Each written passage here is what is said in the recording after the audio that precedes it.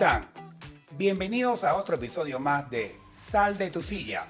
Yo soy Iván Sucre y como siempre tenemos un gran invitado con nosotros que va a estar compartiéndonos anécdotas, experiencias e historias. Antonieta. Así es, Iván, estamos muy emocionados de darles la bienvenida una vez más a nuestro set de Sal de tu silla. Y especialmente agradecida el día de hoy porque estamos acompañados de un maestro del periodismo en Panamá.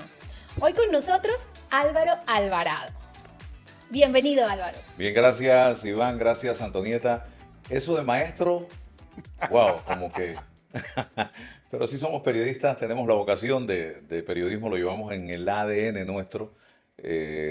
Wow, yo creo que 40 años, 38 años de estar ejerciendo la profesión y doy gracias a Dios todos los días del año, todos los días de mi vida, por las oportunidades que me ha dado precisamente de ejercer una profesión tan noble como es el periodismo y de hacerlo como lo hago. O sea, esa es la forma como yo hago periodismo y de eso vamos a estar hablando precisamente, me imagino yo, aquí en Sal de tu silla.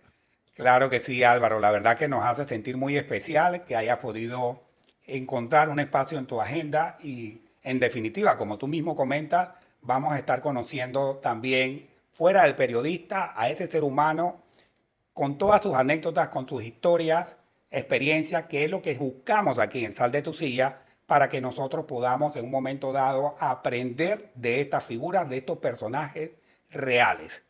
Antonieta. Sí, bueno, nosotros queríamos conocer esa figura que está detrás de lo que todos ven, detrás de ese periodista. Y de seguro, la mejor manera es entender un poco más sobre el pequeño Álvaro, ese niñito que viene del interior y que empezó a crecer y transformarse. Cuéntanos un poco cómo fue tus inicios como un ser humano desde chiquito. Ok, yo nazco, te voy a dar un dato que quizás mucha gente no conozca, yo soy prematuro, yo soy Oh, de verdad. ochomecino, ¿sí? Mucha gente dice en aquella época que los ochomecinos era muy difícil que sobrevivieran. Bueno, Wow. gracias Claro, había al, muchas limitaciones a nivel médico en todavía, y esa, más hacia el interior. la incubadora eran almohadas con toallas calientes en mi casa, mi mamá me protegía como protege una leona a su cachorro Qué para bueno escuchar tratar, eso. ¿sí? Para tratar de evitar que su niño prematuro muriera en ese Wow. momento. Recuerdo algo, una anécdota que me cuenta mi papá y mi mamá, que cuando a mi mamá, cuando a él le preguntaban qué había tenido mi mamá Micaela, o Lela, como le dicen, la respuesta de él era nada. ¿Por qué? Decía eso en broma, porque dice que yo cabía en una caja de zapatos.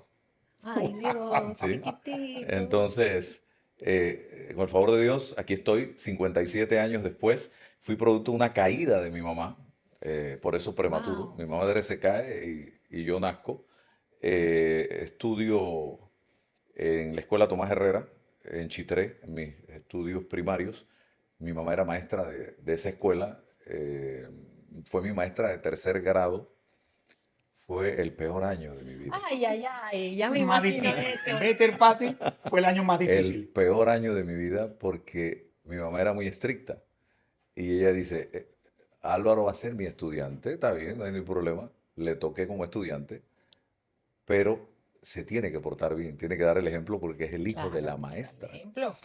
Y yo tuve la mala suerte de que ella tenía la autoridad para darme un par de reglazos, porque ahí no me estaba pegando la maestra, me estaba pegando mi mamá, ¡Ajo! en pleno salón de clase. No podía ir Ah, a que gritarle a la las mamá. normas habían cambiado.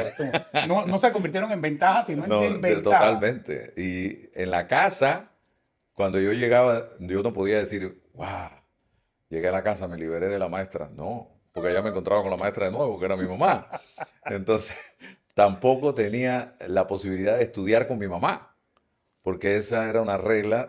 Yo no voy a estudiar contigo, porque yo soy tu maestra. Así que tú ve a ver cómo haces y estudias. Ahí aprendí a estudiar solo. Y mi Mira, papá qué me ayudaba de vez interesante. en cuando. Mi papá que era un hombre de sexto grado, no estudió más de allí. Por lo menos me ayudó con las tablas. Mi papá ¿Qué era muy bueno en profesión tenía tu matemáticas. papá, Álvaro? Sexto grado. Era comerciante. Comerciante. Sí, no hizo más de ahí, pero era un monstruo de las matemáticas, de la suma, la resta, la multiplicación, la división, lo básico. Y en eso me ayudó muchísimo Qué mi bien. padre. Mi papá tenía una ventaja que yo siempre admiré. Fue la época de las calculadoras de bolsillo. Y en la empresa donde él trabajaba le dieron calculadora y él nunca la usaba. De verdad. Qué belleza. Su Todo era en función de astucia, su cabeza. destreza con la Cálculos matemática, mentales. y él era vendedor. Entonces tenía que... Y él con su mente era un monstruo. Entonces el vendedor se aprendía los nombres de todos sus clientes. Es muy Norma. común. Y él hoy, a sus 83 años, tú le hablas del dueño de la tienda de Soná, la tiendita en Veraguas, y él se acuerda de la familia tal, donde él Te iba a saca el vender. nombre. Te saca el nombre. Entonces yo fui creciendo en ese hogar. eh, de ahí fui al colegio José Daniel Crespo. En primaria me fue muy bien en la escuela. No solamente el año con mi mamá, donde tuve que portarme sumamente bien, porque si no, ya tú sabes, Efectivamente. la regla se activaba, o el metro de madera, y logré obtener el tercer puesto en la graduación. Sin embargo, en esa época llega un muchacho, un joven, un niño de Santiago de Veraguas a hacer el quinto y el sexto grado, y me quitan a mí el tercer puesto de honor, porque él llegó con 5 de arriba abajo de otra escuela. Entonces Claro, me quitaron a mí, que tuve los 6 años en la escuela, que yo creo que no debió ser, pero fue. claro, claro. Te entiendo perfectamente. Entonces eso fue, ahí el colegio José Daniel Crespo. Pero vivíamos en una casa donde había muchísima disciplina. ¿Cuántos eh, hermanos son ustedes? tres Tres. hermanos, mucha disciplina. Mi papá era un hombre de mucho carácter, y el objetivo de mi padre siempre y de mi madre: ustedes tienen que estudiar. O sea, ustedes no trabajan, ustedes no hacen nada, por lo tanto ustedes tienen que estudiar. Mi papá decía: yo llegué a sexto grado, yo no quiero que ustedes se queden en un sexto grado, yo quiero que ustedes sean profesionales. Mi mamá estudió en la Normal Juan de Montes de Arosemena en Santiago. Eso era un bachillerato prácticamente para ser maestra, y ella quería que nosotros tuviéramos una profesión. Y yo me levanté con ese compromiso y con esa mentalidad, y tuve mis contratiempos, ya que me vine para Panamá con un bachiller en ciencias a estudiar ingeniería. Y cuando entro a la Universidad Tecnológica, me caí de un avión sin paracaídas. O sea, fue desastroso. Eso fue como para mí un fracaso en mi vida, pero pensando principalmente en que le fracasé al sueño de papá y mamá. Correcto. Digo, wow, yo vine a buscar una Mira, profesión. te interrumpo un poquito y para conversar algo sobre eso y que las personas que están viendo Sal de tu silla puedan entender. Yo soy contemporáneo con Álvaro, básicamente, y cuando tú tomabas la decisión, tus padres en conjunto contigo, a esa edad de 16, 17 años, y llegabas a los 18 años, ya que tenías tu cédula, tenías que venirte a Panamá. O sea, en ese momento era un concepto como de emigrar a la capital, como Y si te fuera solo. para otro país, porque en las universidades no existían a nivel de provincias centrales, solo había creo que en David Chiriquí y en la capital. O sea que cuando uno tomaba la decisión de tomar una carrera universitaria, cual fuese esta, tenía que emigrar hacia la capital. Era ver dónde ibas a vivir, cómo te ibas a poder manejar con el sustento poco que te enviaban tus 40 padres, dólares por quincena me daban a mí. ¿viste? Y eso es lo que Para no saben los comer, vivir muchachos. y todo. Wow. Eso es lo que no saben los muchachos de hoy día. O sea, que todo el esfuerzo que uno tuvo que hacer para ser el profesional que hoy día conocemos. Así es, y entonces me enfrento a ese choque en la vida que, repito, sentí el fracaso no visto. Y ¿Pero por qué? La porque, formación que se traía no era... porque yo vi en esa época, Iván quizás tiene el mismo concepto que voy a explicar. Habían 4 o 5 profesiones a las que todo el mundo quería aspirar: abogado, médico, ingeniero, arquitecto. Por ahí era la cosa.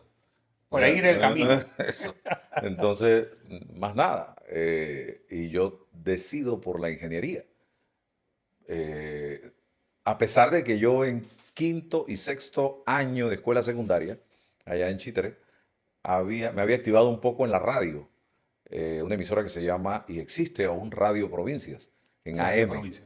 Ay, ay, Entonces ahí aprendí de radio, me gustó la radio, hacía cosas en la radio, pero no veía en la radio una profesión Como tal. como tal. No tenía ni siquiera la idea de que existía una facultad de comunicación social en la Universidad de Panamá wow. donde yo podía formarme y obtener una licenciatura. Y es en un diablo rojo, yo llorando por dentro prácticamente y pensando, ¿qué va a ser de mi vida ahora? ¿Y Después cuánto de ese tiempo tuviste fracaso. en el tecnológico? 6 meses, Un semestre. un semestre. Y entonces me encuentro con una amiga de Chitré, por obra y gracia de Dios, me pregunta cómo te va, qué estás haciendo. Y me desahogué en el camino con ella en el Diablo Rojo. Dice, oye, pero si yo te conozco del colegio, tú hacías radio en Chitré, ¿por qué no entras a la Universidad de Panamá, a la Facultad de Comunicación Social? Digo, ¿y eso existe? Dice, sí, Wow, hay se una facultad abrió un nuevo camino. y se puede estudiar radio, se puede estudiar periodismo, se puede estudiar relaciones públicas. ¿En serio? ¿Y dónde queda eso? ¿Qué hay que hacer? O sea, me emocioné. Y allí comienzo a investigar y resulta que el decano de la Facultad de Comunicación Social era de Chitré, ¿Quién era? el profesor Hipólito Donoso. Hipólito Donoso, Y claro, me entonces acuerdo. una tía mía que vivió casi toda su vida en Panamá y mi madrina, su hija, me dijeron, nosotros vamos a hablar con el profesor Hipólito para ver cuáles son los trámites. Hablaron con el profesor Hipólito y el profesor le dijo, mira, que haga la prueba de admisión. Si la pasa, entra a la facultad. Yo hice esa prueba de admisión como si fuera un examen de kinder. O sea, Fácil. Muy fácil para fácil, ti. fácil. Que era 1985, 86. 85, en el 85. 85. Y entonces, porque yo soy de la generación del 84, allá en el colegio José Daniel Crespo. Oye, te interrumpo. Ajá. Hoy estamos de fundación en Sí, Chitré. sí. 1848. Sí, son 100, oye, no me acuerdo. 76 años. Ajá. 170, 19 de octubre. El 19 de La octubre fundación de Chitré. sí. Y entonces, bueno, entré a la Facultad de Comunicación Social, ya ahí respiré, digo, bueno, comienza una nueva etapa en mi vida y se me presenta la oportunidad de trabajar en la radio aquí en Panamá. Empecé a hacer algo de radio en algunas emisoras. Como estudiante, ¿no? Como eh, trabajo como, extra. sí, era DJ, DJ. Ah, Editaba, aprendí a editar en la radio. En aquellas épocas estaba KW Continente.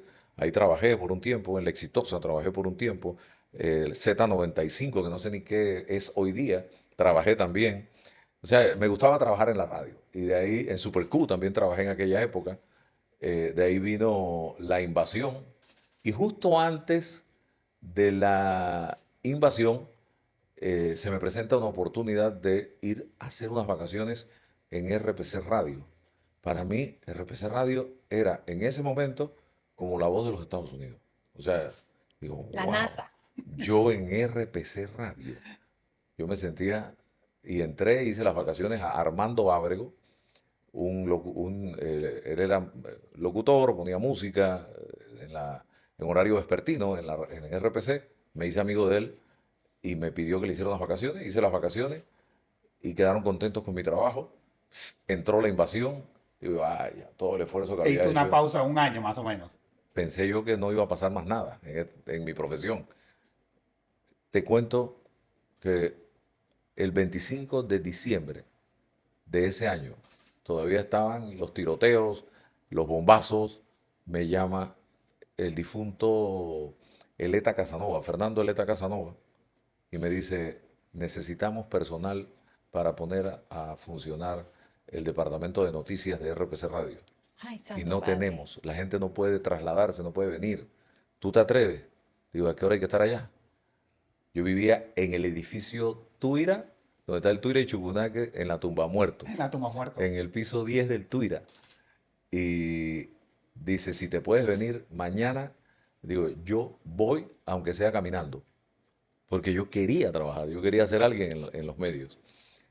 y esa mañana siguiente me crucé a la Tumba Muerto, a la parada de buses, y esperé que pasara un bus porque no había No había bus, transporte.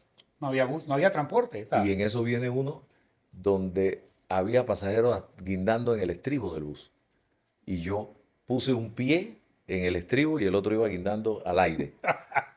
Y en ese Wow. llegué a RPC. Cuando llego a RPC, que estaba en Caledonia, por el machetazo de Caledonia, correcto. entrabas por ahí, que había un batallón del ejército de los Estados Unidos custodiando el canal de televisión con esos alambres de púa Sí, sí, enrollado todo, serpentina, lo que le de Wow. llaman, serpentina. serpentina.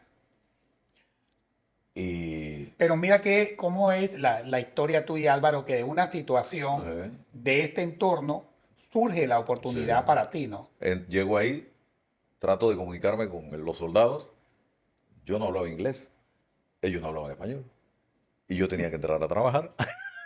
Para ellos Lenguaje de yo, señas fue eso. en eso, un señor que era mensajero interno y portero en RPC en esos tiempos, que me había conocido cuando fui a hacer aquellas vacaciones, le hizo seña al soldado que me dejara pasar.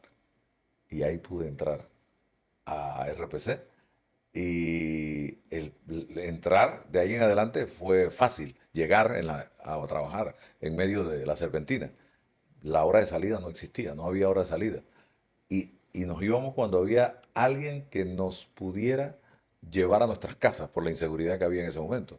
Había momentos en que nos montábamos en un pick-up, en un jeep, 7, 8, 9 personas ahí y nos llevaban a la casa en altas horas de la noche. Pero así fue mi comienzo y de ahí me quedé 30 años en la empresa. Imagínate tú. Increíble cómo comienza esa historia. Ujú. La Por verdad eso es que no que pueden contarle de pajaritos preñados No, no, aquí, no, no, no, no. señor. Y yo aprendí a hacer de todo en la televisión, editar, locutar, transmitir, de todo. Yo participé en programas de Típico, en Señorita Panamá, en La Cabellera Blanca, en el programa que hacía también Mayín en homenaje a los padres. O sea, ¿qué no hice? Yo creo que lo único que no hice fue transmitir el sorteo de la lotería. Pero de sí, todo lo que se podía hacer, lo hice en la radio en mi época y en la televisión. sí, la verdad que me imagino que independientemente del tema de las circunstancias, desarrolló una historia para ti que fue agregando muchos elementos de lo que hoy día tenemos como Álvaro Alvarado a nivel de profesional, su formación, su ética, la forma natural de ser periodista, ¿no? Yo recuerdo muy bien que en la Facultad de Comunicación Social se daba, me corriges Álvaro, radiodifusión, periodismo, relaciones públicas y publicidad. Ujú. Y Después eso, se integró producción producción como, audiovisual, sí, como una carrera adicional. como una carrera adicional. Y eso generó todos estos periodistas muy buenos que hoy conocemos, porque de alguna forma u otra tú interactuabas en la facultad con diferentes profesores y compañeros estudiantes. Entonces veías un poco de cada carrera, ¿no? Nosotros dábamos redacción en máquinas de escribir Olivetti y Olimpia, Y Olimpia, con la profesora, si no me equivoco, Mélida Sepúlveda. Era mi profesora que siempre la recuerdo y eso era para eso que llevaba un tiempo que había para eh, entregar, un tiempo. y siempre enfocados en 5 preguntas específicas. ¿Qué, quién, cómo, cuándo y dónde? Esas eran las 5 preguntas del periodismo en las que tenías que basar la noticia inicialmente. Pero fue muy interesante. Mi profesora de investigación periodística, Ileana Golcher, a quien admiro, respeto y quiero mucho, aún vive, gracias a Dios, y muchos otros profesores. Sí, estaba el eh, profesor Botello, profesor Profesor Ayala, Botello, Rafael Ayala Ayala, también. Ah, no.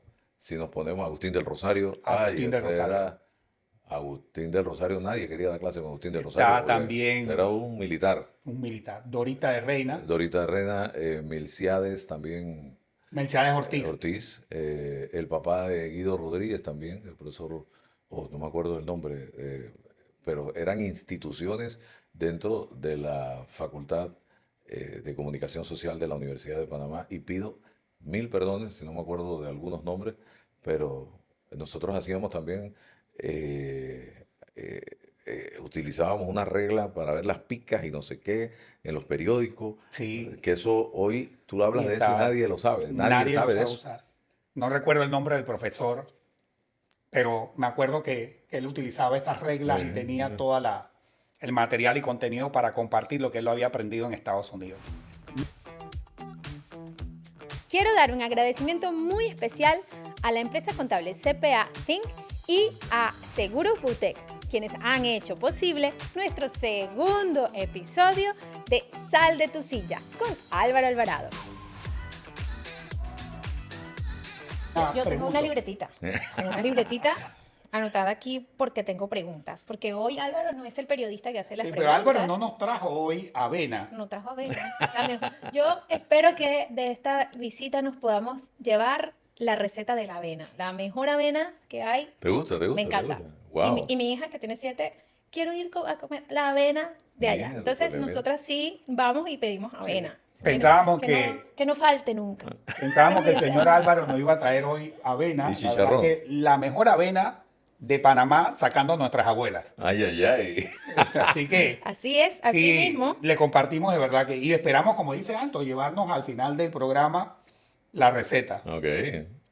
Pues bueno, yo aquí en mi libretita tengo una frase que me gustó mucho y me hizo reflexionar y creo que a ustedes también les va a gustar, porque dice, el respeto es un derecho, pero la confianza se gana.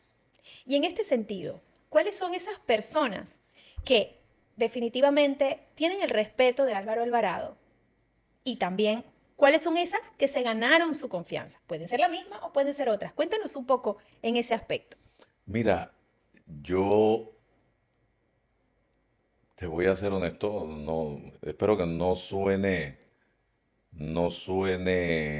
ni hipócrita ni cliché, pero he aprendido en mi nueva etapa de vida a sentir un gran respeto y a sentir una gran confianza en Jesús, primero que todo.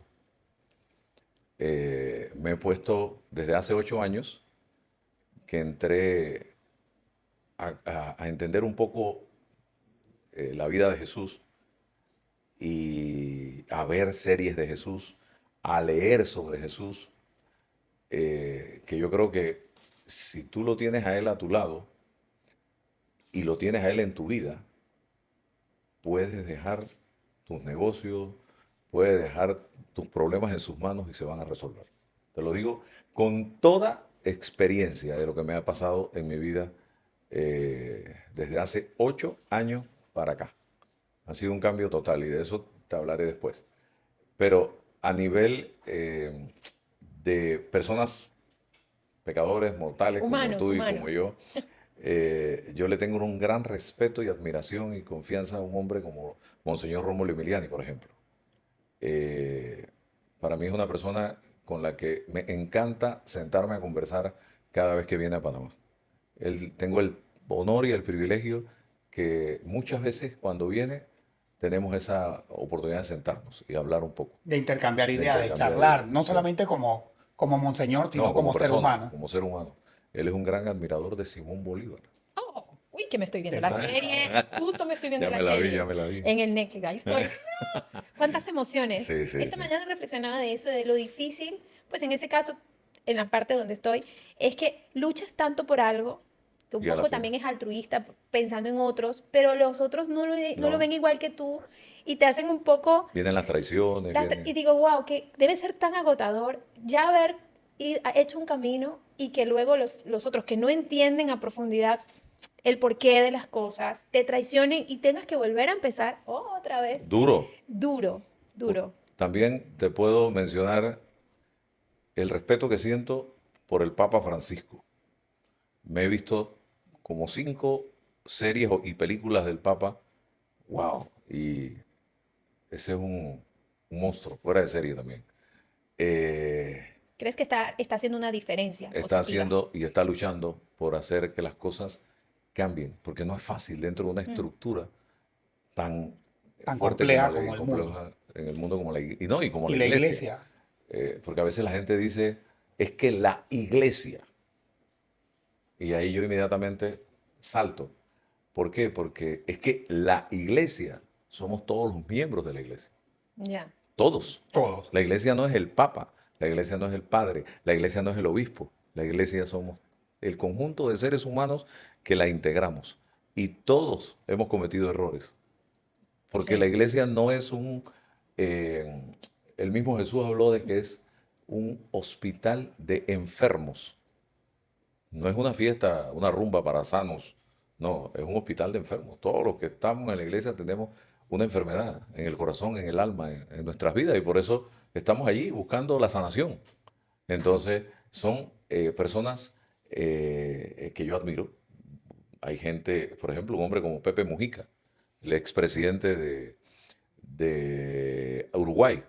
Yo admiro a Pepe a pesar De de su corriente. todo, de su corriente ideológica, pero es un hombre centrado y que en algún momento dijo, la izquierda puede convivir con el capital, con la empresa privada, no tiene por qué excluirla, al contrario, necesitamos generar riqueza para que la gente que no tiene también tenga acceso a un trabajo, a condiciones de vida dignas.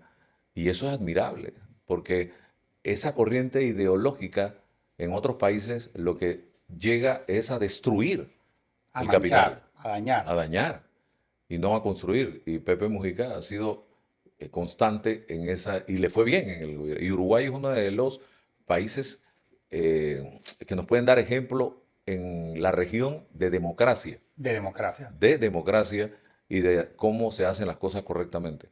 Sí, hay una anécdota de Pepe, Álvaro, que a mí me resulta que se hace algo jocosa, pero a la misma vez nos manda un mensaje tan profundo, en donde llega CNN, después que Pepe gana las elecciones, ya lo juramenta como presidente, y Pepe toma la decisión de quedarse viviendo en su hogar, un hogar modesto, humilde. Y llega el periodista de CNN, Pepe no habla inglés, y le traducen y le consultan directamente dentro de ese cuestionario de preguntas a Pepe Mujica que por qué él había tomado la decisión de quedarse viviendo en su hogar humilde, en su modesta posada. A lo que Pepe contesta, si me escogió la mayoría, ¿por qué voy a vivir como la minoría? Excelente. ¿Cómo tú Sencillo, no ¿cierto? puedes, cómo tú no puedes admirar a un ser humano Exactamente. en esas condiciones? Gandhi, la Madre Teresa de Calcuta, que fueron seres humanos y Pilares. que lo dieron todo porque el mundo cambiara. Nelson Mandela también. A mí me gusta mucho el tema biográfico. Me encanta las biografías. Y en Panamá eh, es Es mucho mucho más más difícil. difícil emitir una opinión, ¿no? Sí, Clara, limpia. aquí hemos sido mezquinos, egoístas, con políticos como Belisario Porras. Belisario Porras fue un estadista. Quitémosle sus virtudes y defectos como ser humano, pero como político creo que hemos sido muy mezquinos, porque Belisario Porras, si nos ponemos a enumerar las cosas que hizo en la época en que las hizo En las y condiciones. en las condiciones, igual yo tengo que admirar y respetar y creo que vivió en una época que no le correspondía al doctor Ricardo Arias Calderón. Ese era un hombre brillante Correcto. para la época en que le tocó vivir y el país donde le tocó vivir, yo creo que Sí. no era. Mira que hace muchos años, y compartiéndote también a ti, Anto, hace muchos años yo tuve una reflexión en su momento como ciudadano, como panameño, y me quedaba yo pensando en muchas conclusiones críticas que había emitido en su momento cuando esas figuras, eh, Billy Ford, Arias Calderón, En el Dara. señor Endara, incluso mi querido Chichorro Carles, y había emitido esas conclusiones de crítica como joven, adulto, y después me di cuenta con el pasar de los años que lo mejor que le pudo pasar a nuestro país, Álvaro, a Panamá, fue haber tenido esa transición con todas esas figuras. Porque si esas figuras no hubiesen existido en este momento histórico de Panamá, Panamá no hubiera podido salir adelante. Porque se hubiera vuelto una persecución Sí. fuera de lo normal. Y ellos con su personalidad, con su forma religiosa, con su formación como ser humano, supieron hacer la transición que necesitaba el país. Si ellos no hubiesen actuado como lo hicieron, aquí nos hubiésemos enfrentado a una guerra civil, cuidado. Correcto. Pero fueron muy mesurados, muy inteligentes e hicieron las cosas como había que hacerlas. Eh, confianza. Confío en mi papá, en mi mamá, en mi esposa y en mis hijos. La vida me ha enseñado eso. Tú mismo mencionaste la palabra traición de la que han sido Sí, es que claro, como objeto, estoy con objeto esa muchas novela, estoy con mi personas. corazón roto. Yo, uy, oye, pero ¿qué pasa? Entonces, yo te soy sincero, confianza en mi gente más cercana, en mi familia, 100%, con los ojos cerrados, porque he logrado, yo soy un hombre de familia, me encanta compartir con mi familia. Es muy raro que tú me veas en una fiesta, en una reunión, sin mi esposa. Todo eso es parte de ese cambio que yo he tenido en mi vida y yo no tengo nada mío, todo es de ella y mío y de mis hijos. O sea, eso, yo no creo en eso del hombre de que lo mío por acá y lo tuyo por allá. No, es que somos una empresa, somos una familia. Claro. Así es, así Entonces, es. Solo que las acciones es el amor, eh, es el dogma religioso que practicamos, es sentimientos, Los emociones. Esas hijos, son las los hijos, acciones. que son una obra de exactamente. arte. Los hijos son los activos. Ujú. Es la mejor empresa del mundo, tu familia. Casualmente conversaba con un embajador el día de ayer que me invitó a tomar un té y me gustó mucho lo que me decía. Dice, yo soy médico de profesión, yo soy médico forense. Digo, ¿y embajador? ¿Cómo es eso? ¿Qué es más rentable, ser embajador o O ser médico en tu médico. país? Y con esa especialidad, ¿no? Sí, entonces fuimos hablando. Me dice, yo participé en un concurso para ser miembro del cuerpo diplomático, donde tuve que estudiar. Eh, habían 23 plazas para 23 países y participamos 1.300.000 personas. Wow. 1.300.000 candidatos estudiando para el examen para Para 23 llenar plazas. esas 23 plazas solamente. Y yo me gané una de las plazas. Entonces, yo he recorrido, conozco cerca de 40 países. Y ahora te voy a contestar la pregunta. Quizás lo que yo he ganado en estos recorridos por estos países tiene mucho más valor que el dinero. Tengo amigos en todos estos países, conozco empresarios, pero también conozco barberos, pero también conozco médicos, conozco enfermeras, conozco políticos y nos chateamos, nos vemos cuando yo visito estos países y eso para mí tiene mucho más valor que el dinero, porque el dinero no lo es todo. ¡Wow! Está viendo la riqueza, pero desde De otro otro punto, punto de desde vista. otra óptica. Mira tú, tienes toda la razón, o sea, y eso yo lo he ido aprendiendo en este caminar, porque hoy yo he ganado, como dice la canción de Roberto Carlos, 1.000.000 de amigos, 1.000.000 de hermanos en este caminar por estos movimientos en los que participo en mi iglesia. Gente que a veces tú no sabes ni cómo se llama, pero que te dan un abrazo, que te dicen que oran por ti, que te dicen te quiero, que si tienes un problema, ¿qué pasó, hermano? ¿En qué te puedo ayudar? Claro, que hace tanta falta en estos En estos momentos, momentos. en este tipo de mundo que estamos Ujú. viviendo. Donde hay un individualismo gigantesco, una frialdad enorme. Una sociedad indiferente. Exacto. Y esto, yo hoy me siento lleno, me siento feliz de tener tanta gente a mi alrededor. Y te repito, a veces yo les digo, me perdonan. Si ustedes me ven en la calle, denme el abrazo porque yo tengo un problemita que a veces se me olvida el rostro de la gente y cuando ando por ahí por la calle con mi esposa me hace así, ese es fulanito de tal, porque se me olvida, pues Claro, tú te imaginas, o sea, yo tengo que aprenderme la imagen de 71 diputados, el nombre de 71 diputados, el suplente, los ministros, los viceministros, porque ese es mi trabajo. cada 5 años. No, y si no lo saludas, se siente. Se siente. Oye, me encontré a Álvaro y no me quiso Está saludar. No me creído, quiso ¿no? saludar. Entonces Es un yo, antipático. exacto, entonces mi mente ya a los 57 años, cada 5 años, todo eso que tengo que aprender para trabajar, más todos estos hermanos a los que realmente estimo, aprecio y valoro, no puedo, no puedo. Ese chip ya, ese disco duro está como a Está punto fallando un de... poco. Entonces, Álvaro, tú has comentado varias veces que has tenido un cambio en tu vida. ¿Nos podrías decir, en breves palabras, porque sé que pues sería súper amplio, cuáles son esas etapas que has vivido y esta última, que es el cambio? Bueno, hace 8 años yo tenía, mi esposa actual, tengo 27 años de casado, pero sentíamos que estábamos, pero estábamos inmersos en una rutina. El trabajo, el llegar a casa, el pagar las cuentas, y no había esa relación de noviazgo que debe darse en un matrimonio, porque para mí el matrimonio debe ser eso, el seguimiento de ese noviazgo. Con mis hijos igual, ellos en la escuela, no sé qué, era una vida rutinaria. Y mi esposa me invita a un retiro de matrimonios, de un movimiento que se llama Matrimonios en Victoria de la Iglesia Católica. Y yo digo, después de varias veces que me había invitado a retiros, esta vez yo no sé qué pasó, y yo le dije, dale pues, Finalmente accediste. yo voy pues. Pero fui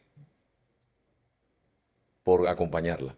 No sé qué pasó, pero al pasar de los minutos y de las horas, en mí fueron ocurriendo cosas. Esa paz que hablamos muchas personas. Y esta piedra que se llama Álvaro Alvarado, que la gente dice, "Ah, este tipo que se cree un tough, eh, regaña a todo el mundo, no sé qué", empezó a llorar en pleno retiro.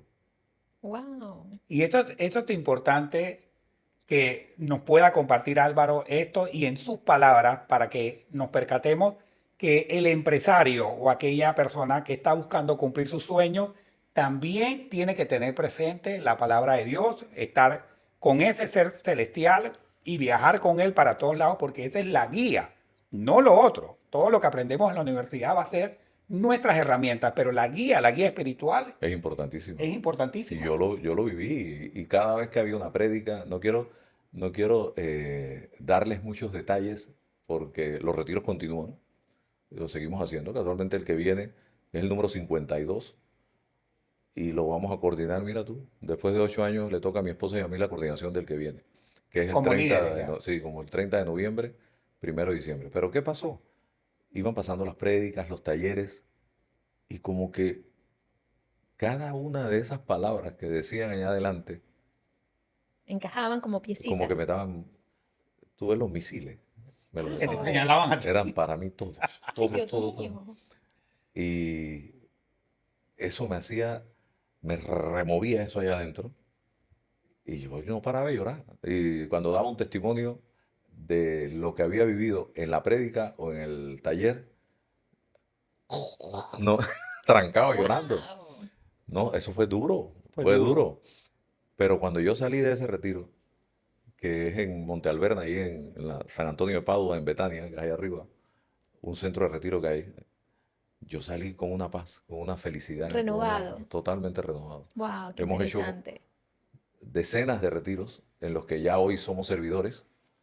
Eh, hemos hecho retiros ya para servidores también, y porque es un caminar. Y hace poco hice Emaús, que es Ah, he otro retiro escuchado. para hombres y para mujeres, o sea, por separado, allá en Boquete. Y wow, ahí me di cuenta que el Espíritu Santo y que Jesús te está chapisteando permanentemente, porque volví a sentir lo mismo que Las sentía sensaciones. en aquel momento, como que me estaba diciendo, aguanta, hay que corregir por acá, hay que ajustar por acá, y eso fue llanto.